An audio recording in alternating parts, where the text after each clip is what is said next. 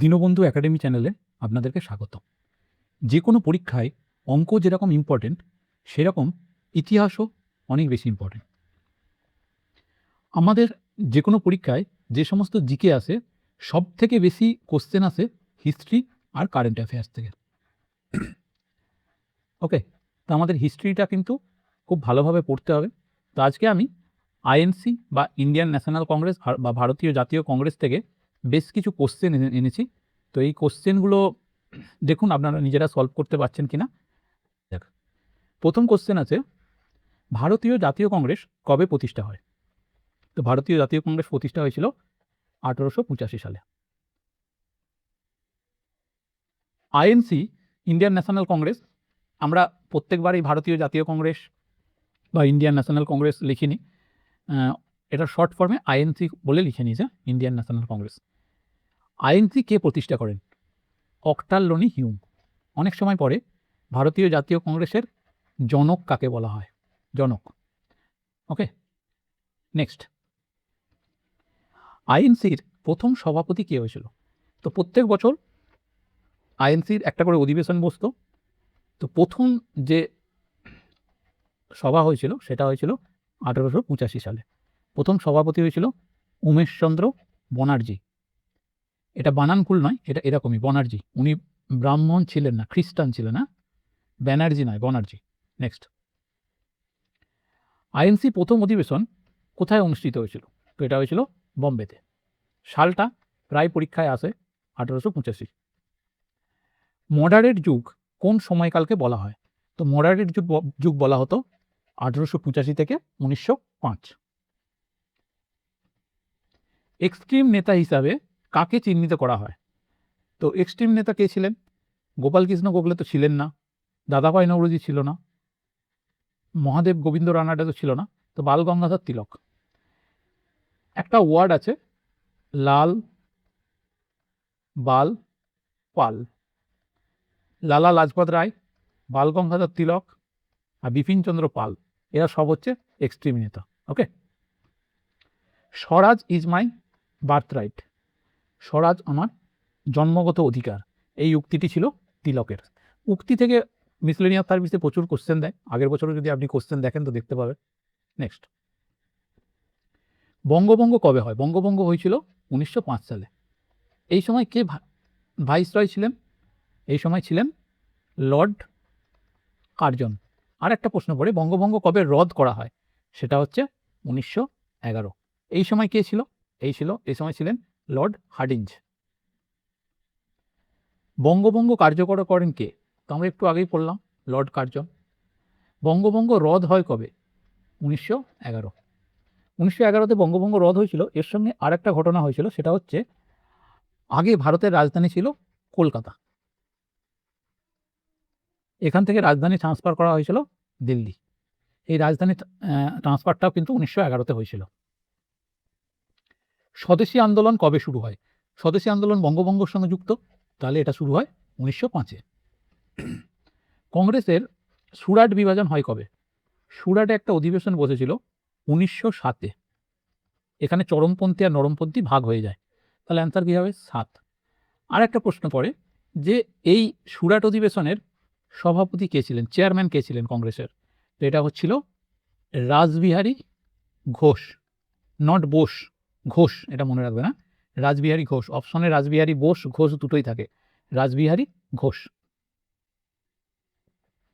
এটা অ্যান্সার ভুল আছে, এটা 1907 হবে। মুসলিম লীগ প্রতিষ্ঠা হয় কবে? মুসলিম লীগ প্রতিষ্ঠা হয়েছিল 1906। কোথায় হয়েছিল? ঢাকা। মুসলিম লীগ কোথায় প্রতিষ্ঠা হয়? দেখো কোশ্চেন দিয়ে দিয়েছে, ঢাকাতে।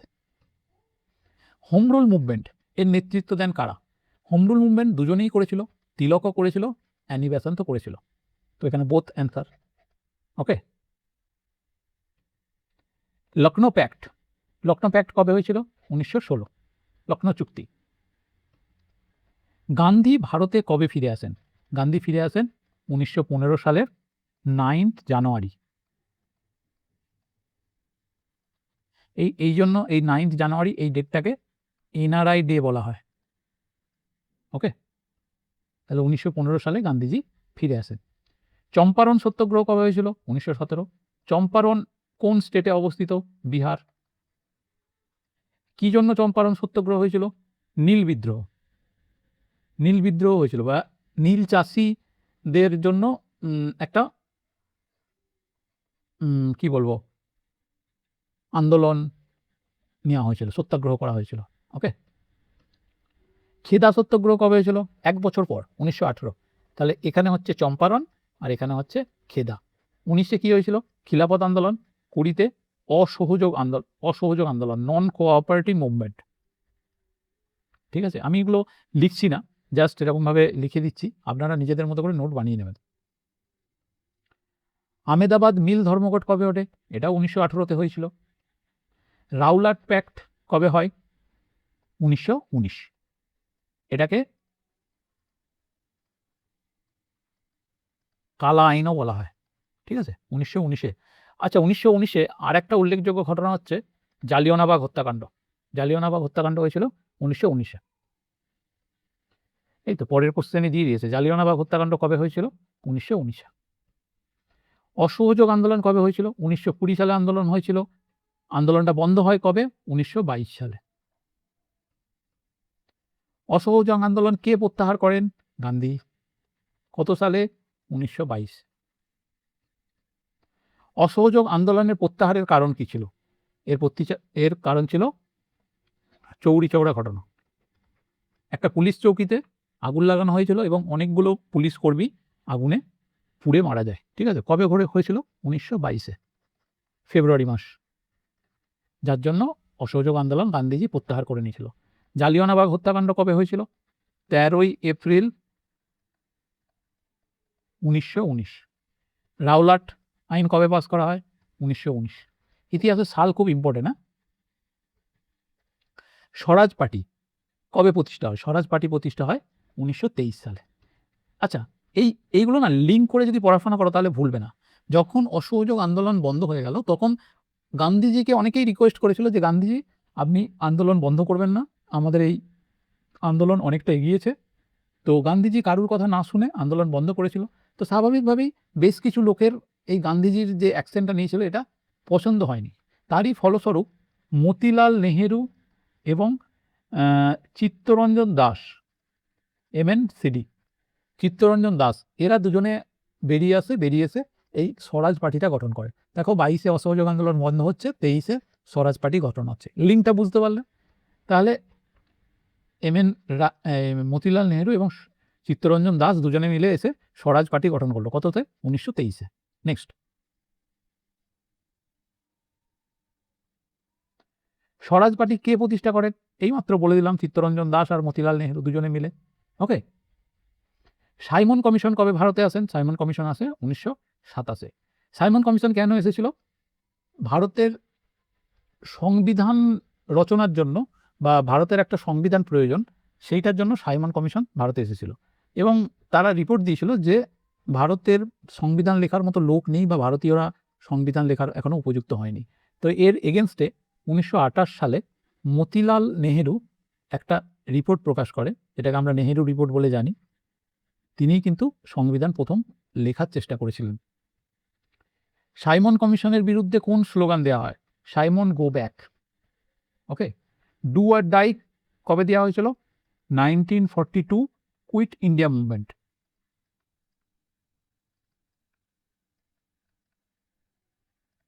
গান্ধীজি বলেছিল 1942 সালে ভারত ছাড়ো আন্দোলন, এটাকে অনেকে আগস্ট আন্দোলনও বলা হয়। এই সময় গান্ধীজি বলেছিল ডু আর ডাই। হিন্দিতে কি বলে? করেঙ্গে ইয়া মারেঙ্গে। তো সাইমন গো ব্যাক, এই যে বললাম নেহেরু রিপোর্ট কবে প্রতিষ্ঠা হয়েছিল? 1928 সালে প্রকাশিত হয়েছিল। এই সাইমন কমিশনের জন্যই মতিলাল নেহেরু রিপোর্টটা প্রকাশ করেছিলেন। আর সাইমন কমিশনের যখন এই স্লোগান দেওয়া হচ্ছিল সাইমন গো ব্যাক, তখন আমাদের একজন বিখ্যাত নেতা লালা লাজপত রায়, পুলিশের দ্বারা লাঠি চালানো হয়েছিল, সেই লাঠির আঘাতে আহত হয় এবং মৃত্যুবরণ করে। পূর্ণ স্বরাজ ঘোষণা কবে করা হয়? পূর্ণ স্বরাজ 1929। 1929-এ রাভি নদীর তীরে জওহরলাল নেহেরু লাহোর অধিবেশন মনে রাখবেন। কোথায় অধিবেশন হয়েছিল? লাহোর অধিবেশন। কে সভাপতি ছিল? জওহরলাল নেহরু। কোন নদীর তীরে হয়েছিল? রাবি নদীর তীরে। পূর্ণ স্বরাজ ঘোষণা করেছিল এবং 26শে জানুয়ারি আমরা প্রথম স্বাধীনতা দিবস পালন করি কত সালে?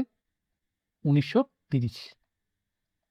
কারণ আমরা জানি এই অধিবেশনগুলো বছরের লাস্টে হতো ডিসেম্বরে, সেই জন্য আমরা এই সময় করি। এই দিনটাকে মনে রেখেই আমাদের সংবিধান কার্যকর হয় 26 জানুয়ারি, ওকে, 1950। আর এই দিনটাকে এই জন্য আমরা বলি রিপাবলিক ডে। বোঝা গেল রিপাবলিক ডে বাই 26শে জানুয়ারি কোথা থেকে এলো? সিভিল ওবিডিয়েন্স আন্দোলন বা বাংলায় বলছে আইন অমান্য আন্দোলন। আইন অমান্য আন্দোলন কবে শুরু হয়েছিল? এটা 1930-এ। ডান্ডি মার্চ দিয়ে শুরু হয়েছিল। আগেকার দিনের যে 500 টাকা, সেই 500 টাকার নোটে দেখবে গান্ধীজি হেঁটে যাচ্ছে এবং বেশ কিছু লোক পিছনে পিছনে যাচ্ছে। কি হয়েছিল? ডান্ডি মার্চ। ডেটটা আমার মনে পড়ছে না, সম্ভবত 12ই মার্চ 1930 শুরু হয়েছিল। কোথা থেকে শুরু হয়েছিল? সবরমতী আশ্রম থেকে। গান্ধীজির যে সবরমতী আশ্রম হয়েছিল সেখান থেকে শুরু হয়ে গুজরাটের ডান্ডি পর্যন্ত যাওয়া হয়েছিল এবং গান্ধীজি নিজে হাতে লবণ তৈরি করেছিল। সেই লবণ তৈরি করে আইন অমান্য করেছিল। ঠিক আছে, তো আইন অমান্য আন্দোলন কবে হয়েছিল? 1930। অনেকগুলো ঘটনার সঙ্গে যুক্ত। ডান্ডি অভিযান কবে শুরু হয়? একই কোশ্চেন, 1930। আইন অমান্য আন্দোলন, সিভিল ওবিডিয়েন্স মুভমেন্ট, ডান্ডি অভিযান, একটাই ঘটনা। গান্ধী আরউইন প্যাক্ট কবে স্বাক্ষরিত হয়? তার 1 বছর পর, 1931। 1930 সালে যখন গান্ধীজি সিভিল ওবিডিয়েন্স মুভমেন্ট শুরু করলো, আইন অমান্য আন্দোলন যখন শুরু করলো, গান্ধীজিকে শান্ত করার জন্য গান্ধী আর তখন বড়লাট ছিল লর্ড আরউইন, এই দুজনের মধ্যে একটা চুক্তি হয়েছিল, সেটা হচ্ছে গান্ধী আরউইন প্যাক্ট।